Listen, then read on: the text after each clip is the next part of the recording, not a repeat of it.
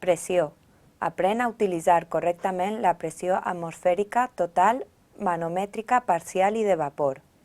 Un error que alguns alumnes d'enginyeria química cometen amb certa freqüència és l'ús incorrecte dels diferents tipus de pressions. Este vídeo té l'objectiu d'explicar com utilitzar-les. Comencem pel concepte més fàcil, la pressió atmosfèrica. La pressió atmosfèrica és la força que el pes de la columna d'atmosfera per damunt del punt de mesurament exerceix per unitat d'àrea.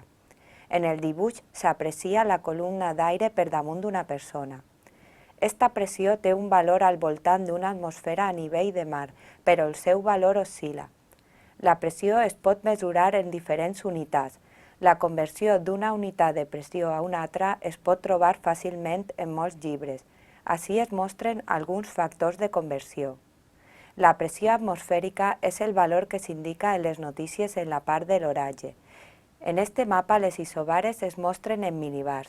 Per a càlculs d'enginyeria química s'accepta normalment el valor d'una atmosfera per a la pressió atmosfèrica. D'altra banda està la pressió manomètrica. Esta és la pressió que es mesura utilitzant un manòmetre. Hi ha diferents tipus de manòmetres. El més senzill d'entendre és el manòmetre de Bourdon.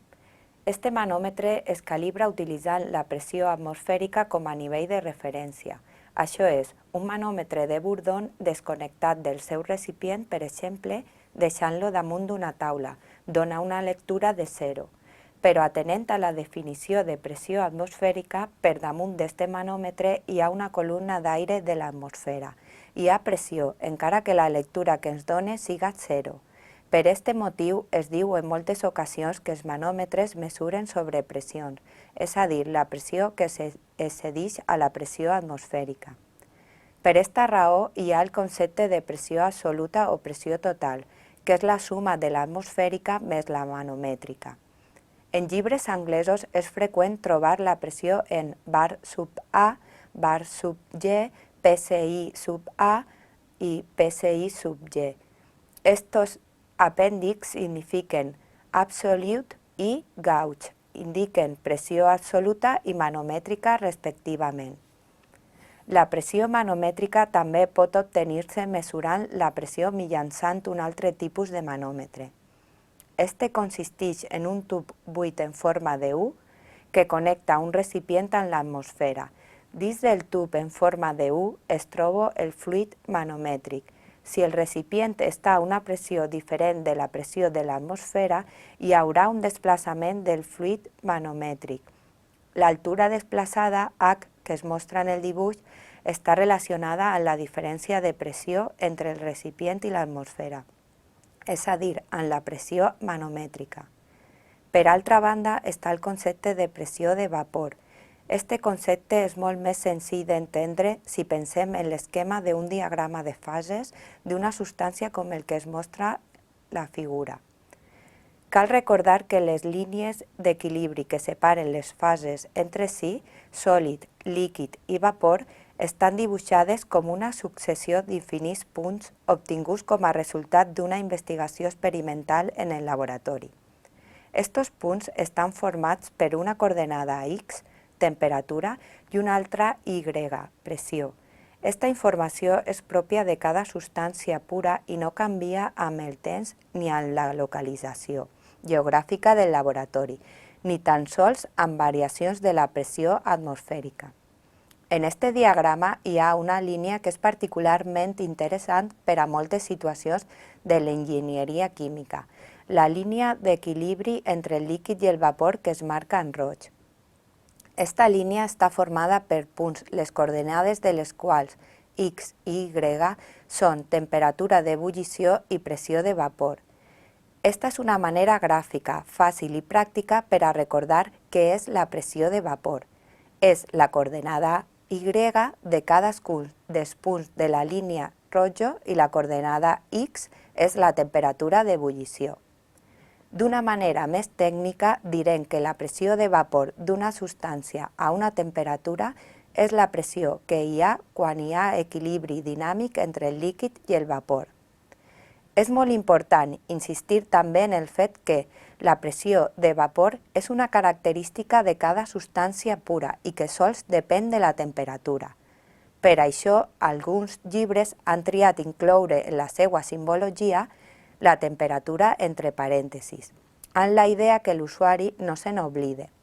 La importància d'això és que es recorde que una vegada se sap de quina substància es tracta i quina temperatura es treballa, immediatament es pot consultar en les taules adequades el valor de la pressió de vapor. Solament s'ha de saber això, la substància i la temperatura. La pressió de vapor és independent de qualsevol altra dada que puga aparèixer en un problema d'enginyeria química. Per altra banda, cal dir que la notació P sub A asterisc entre parèntesis T és la que s'utilitzarà en esta assignatura, però hi ha diferents notacions en altres textos científics. Per a finalitzar, veurem què és la pressió parcial. Este concepte s'utilitza solament quan hi ha mescla de gasos o vapors. La pressió parcial es calcula segons l'expressió següent, on P sub A és la pressió parcial i Y sub A és la fracció molar del component A en la mescla gasosa. D'esta definició es pot deduir que la pressió total és igual a la suma de les pressions parcials dels gasos individuals.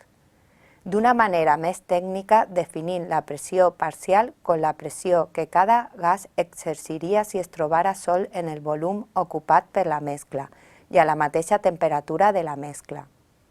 Per a finalitzar, tractarem la qüestió següent.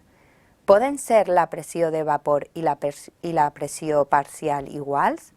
La pressió de vapor i la pressió parcial són aspectes diferents, però en un cas molt concret, els seus valors són iguals. Això explica la confusió d'alguns alumnes. Això ocorre quan tenim un líquid pur més o menys volàtil en equilibri amb un gas.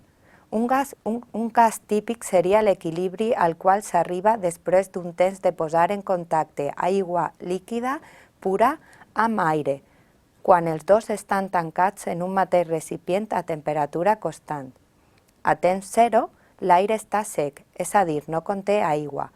Com que la fracció molar de l'aigua en l'aire sec inicial és zero, al començament la pressió parcial de l'aigua serà també zero. La pressió de vapor de l'aigua sols depèn de la temperatura. Per això, a aquest moment inicial, la pressió de vapor i la pressió parcial són molt diferents. A poc, l'aigua va evaporant-se i en l'aire va augmentant la humitat, cosa que vol dir que augmenta la fracció molar de l'aigua i, conseqüentment, augmenta la seva pressió parcial. La pressió parcial mai pot superar el valor de la pressió de vapor. Per això, en la zona d'aire immediatament en contacte amb la superfície del líquid, la pressió parcial anirà canviant des de zero al començament fins a la pressió de vapor en equilibri.